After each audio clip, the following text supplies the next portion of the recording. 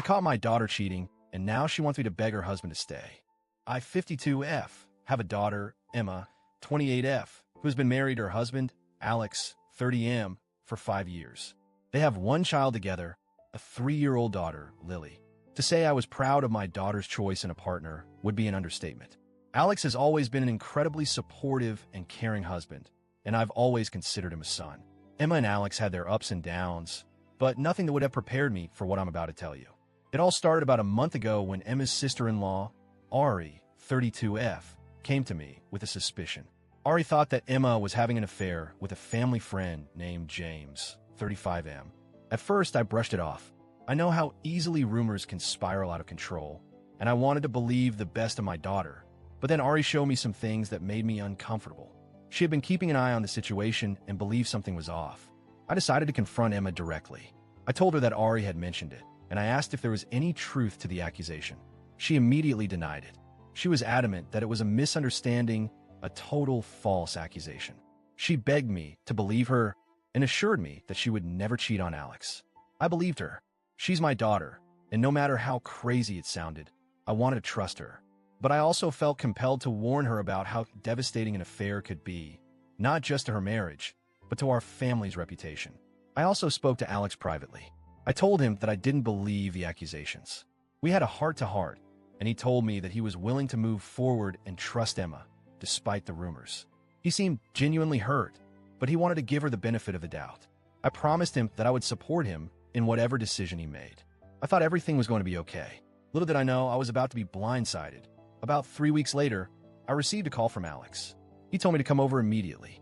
He didn't explain why, just that it was urgent. I panicked a little and immediately called Emma, but Alex picked up.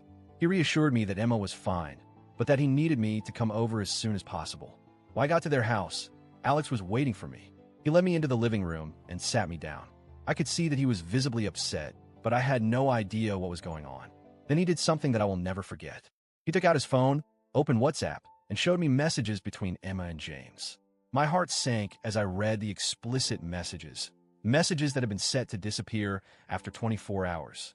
They were talking about meeting up at his place, and Emma had lied to Alex, telling him that she was going to a friend's house, a hairstylist named Rose. I felt like the ground beneath me had just disappeared. I was ashamed and disappointed, not just in Emma, but in myself for having trusted her so blindly. I had defended her to everyone, even Alex, and now I had to face the harsh reality that she had betrayed not just her husband, but me as well. Alex was devastated. He told me that he was filing for divorce, and I didn't blame him. Update 1. A few days after the discovery, Emma came home crying. She begged me to help her convince Alex not to go through with the divorce. She said she was so sorry for what she had done and that she would do anything to fix it. She asked me to go with her and beg Alex to reconsider. I was heartbroken. As a mother, of course, I wanted to comfort her and make everything better, but I couldn't do it. I sat her down and told her the truth. I loved her, but what she did was unforgivable. She had betrayed not only Alex, but the trust one had placed in her as well. I told her that I couldn't humiliate myself begging Alex to stay with her.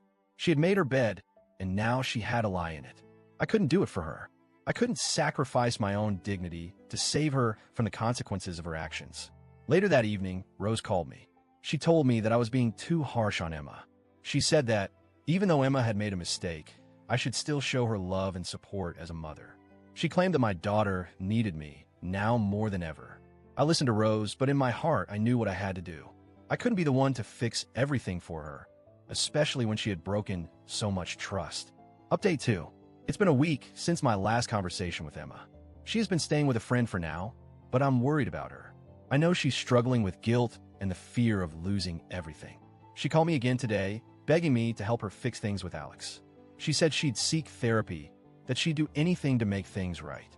But I'm still torn. I want to be there for her. She's my daughter, and no matter what, I want the best for her. But I also need her to understand that her actions have consequences, and they can't be erased just because she's sorry. Alex has already made it clear that he's done. He doesn't want to forgive her, and as much as I want to see them happy together, I don't think it's my place to push him to change his mind. I've also been talking to other family members about the situation. Some of them think I should be more sympathetic toward Emma, that she's just going through a hard time and needs support. Others agree with me that she made her choices, and now she has to face the music. Everyone has their own opinion, and it's overwhelming trying to navigate it all. I haven't told Emma yet what I'm going to do, but I'm seriously considering telling her that she needs to stop relying on me to fix her problems. She's an adult, and she needs to take responsibility for the consequences of her actions. If she wants to save her marriage, she'll have to do it herself. Update 3. So, things have escalated a bit more. Emma has moved back home for now, but she's still in a state of emotional turmoil.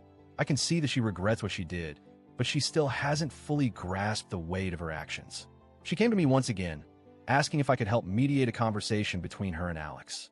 She promised that she would do everything she could to repair the damage, but I just don't know if I believe her anymore.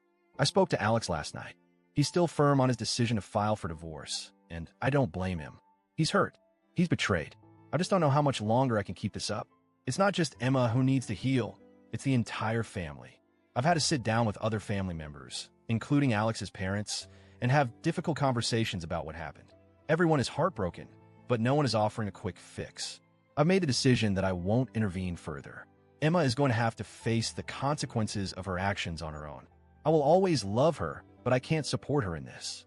I've told her as much. She needs to figure out what's next without relying on me to solve her problems. I still feel guilty, though. As a mother, I want to fix everything, but I've learned that some things can't be fixed. Emma needs to learn from this, and sometimes the most loving thing you can do is let someone face the consequences of their choices. Update 4. It's been a while since I last posted about this, and I just wanted to give an update. Emma has been going to therapy, and while things aren't perfect, I can see that she's taking responsibility for what she did. She's not asking me to intervene anymore. She's slowly rebuilding her life, though I'm still unsure if she and Alex will ever reconcile. I think I did the right thing. As much as I wanted to protect her, I realized that sometimes the best thing we can do as parents is to let our children face the consequences of their actions. I'm proud of her for starting to take accountability, but I still don't know what the future holds for her and Alex. Thank you to everyone who offered advice and support. It's been a difficult journey, but I've learned a lot along the way. It's not easy watching your child go through something like this, but sometimes tough love is the only way forward.